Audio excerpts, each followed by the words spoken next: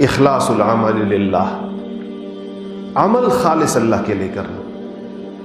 اس اخلاص کو بھی بعض لوگوں کو تھوڑی سی غلط فہمی بھی ہو جاتی ہے بعض اوقات۔ اخلاص اس کو کہتے ہیں کہ جس وقت آپ عمل کر رہے تھے اس وقت آپ کے دل میں کیا تھا، آپ وہ عمل اللہ کے لیے کر رہے تھے یا مخلوق کو دکھانے کے لیے کر رہے تھے۔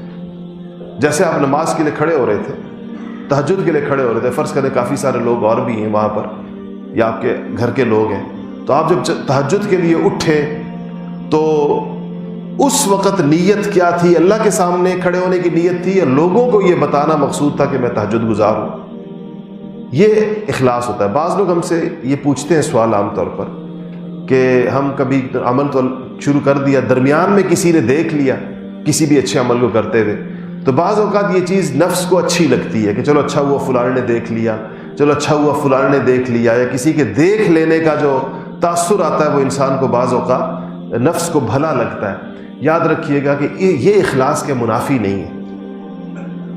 اس پر استغفار کر لے بس انسان، اور پھر اپنی نیت کو اللہ کی طرف کرے، لیکن اس کو ریاکاری نہیں کہتے۔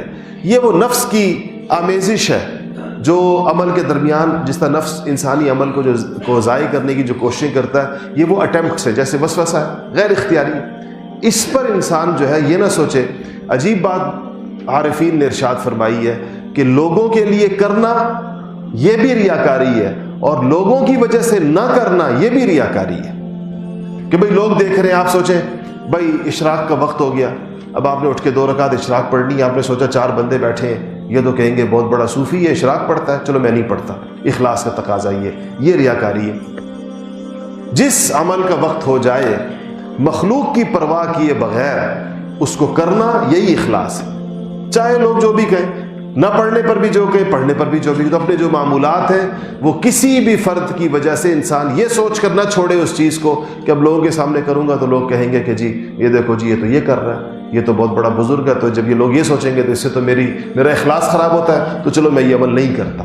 تو مخلوق کے لیے نہ عمل کیا جائے گا اور نہ مخلوق کے لیے عمل کو چھوڑا جائے گا۔ عمل اللہ ہی کے لیے کیا جائے گا، اور وہ کام چھوڑے جائیں گے جن سے اللہ نے منع کیا، ان کاموں سے کو چھوڑا جائے گا۔